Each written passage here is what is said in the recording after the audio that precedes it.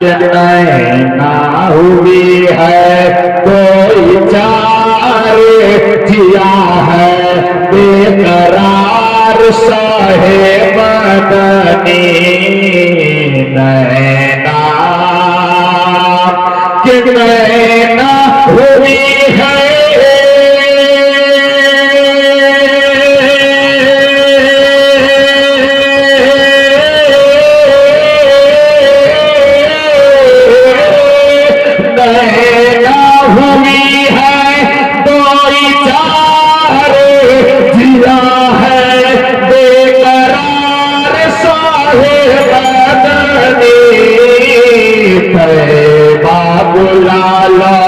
एक बार जिया है बेकरार साहिब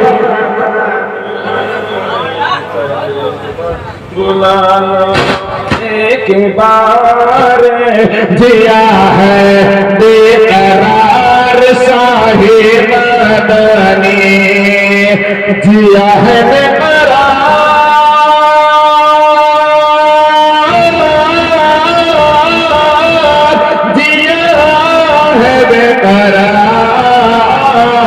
नैना हुई है कोई चारे जिया है बेकरार साहिब मदनी।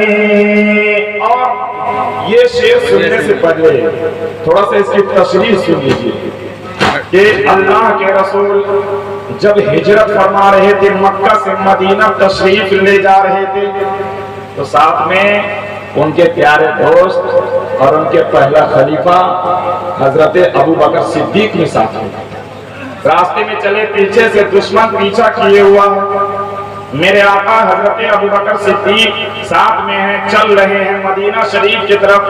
रास्ते में एक गार मिलता है जहाँ पे छूटते हैं, जहाँ पे ठहरते हैं, और उसी गार और उसी खोह के अंदर कई सालों से एक सांप जो था रब की बारगाह में ये अरीजा पेश किया हुआ था, मन्नत माने हुआ था कि या अल्लाह किसी दिन मेरा नसीब इस कदर चमका दे कि तेरे प्यारे महबूब को मैं अपनी आंखों से देख सकूं।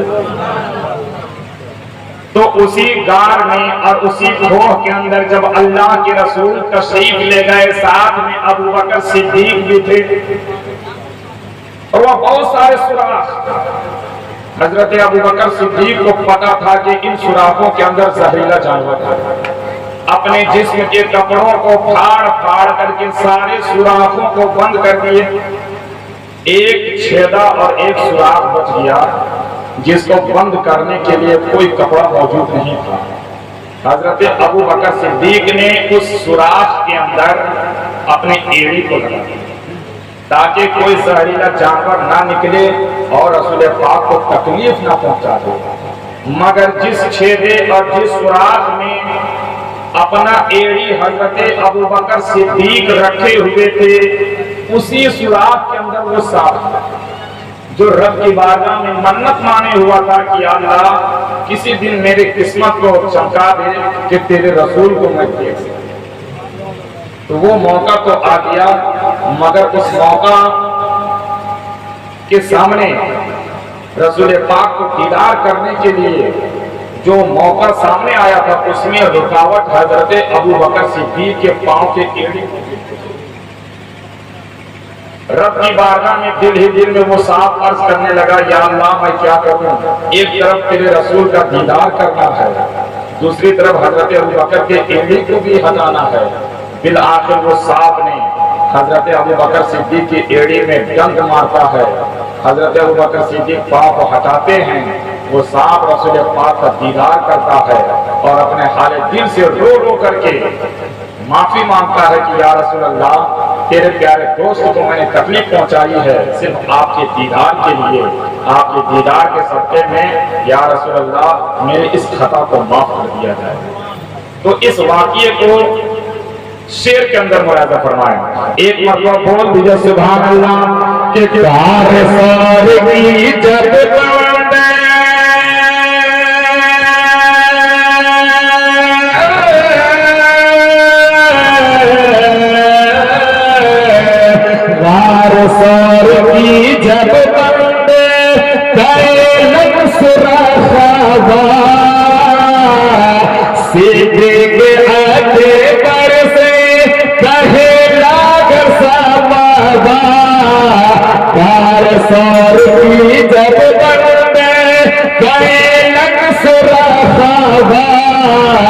सिद्दीक अकबर से कहे लागल सपवा कि चरना हटावा यार गारे जिया है बेकरार शाहे मदनी चरना हटावा यार गारे जिया है बेकरार शाहे मदनी तैबा बुला लो। एक शेर लास्ट, मैं जो वादा करता हूं उसको मुकम्मल तौर से होता है। आखिरी शेर मुलाजा फरमाएं, लेकिन उस आखिरी शेर सुनने से पहले फिर आप इसकी तशरीह सुन लीजिए ताकि शेर को समझने में आसानी हो जाए। मक्के में एक बुढ़िया रहती थी। जब अल्लाह के रसूल तशरीफ लाए और मजहबे इस्लाम का बोलबाला होने लगा, हर तरफ इस्लाम का चिराग की रोशनी हर तरफ फैलने लगी और इस्लाम का कलमा पढ़ने वाले लोग बढ़ने लगे, तो वो बुढ़िया थी जो इस्लाम के डर से बहुत ज्यादा डर रही और उसको मालूम था कि एक नबी मक्के में पैदा हुआ है, जो उस नबी को देखता है उसी का कलमा पढ़ लेता है।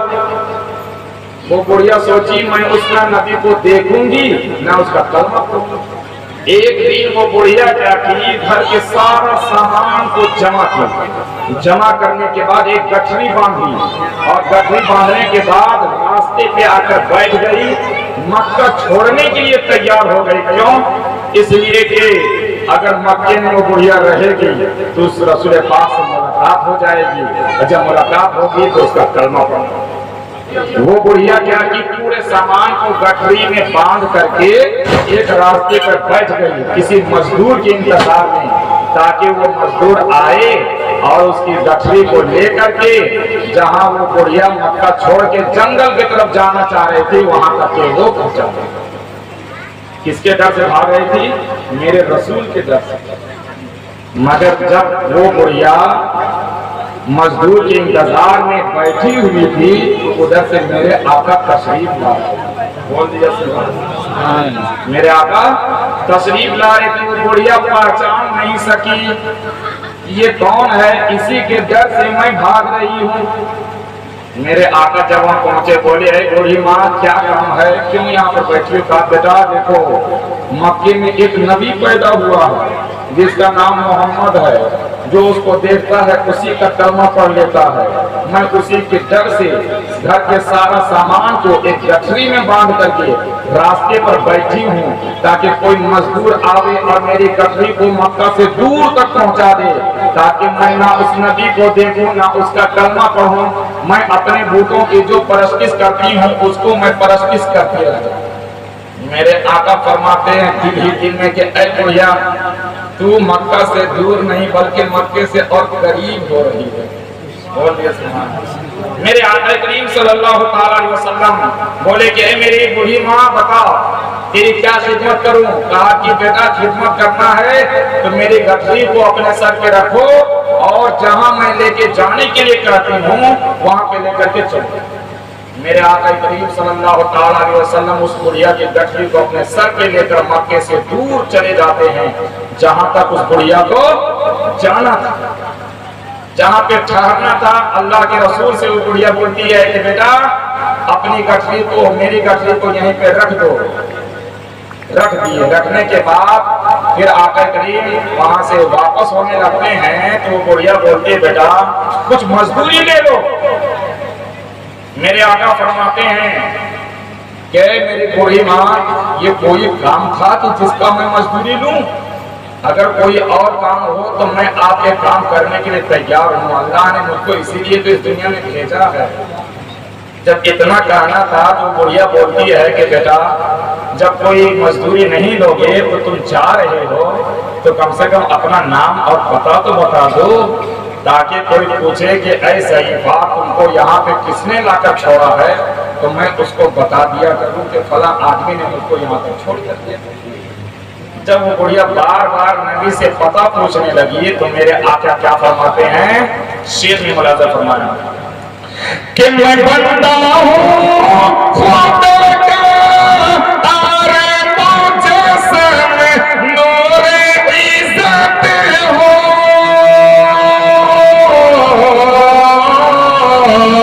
कहा सर को झुका कर आपने मैं ही मोहम्मद हो।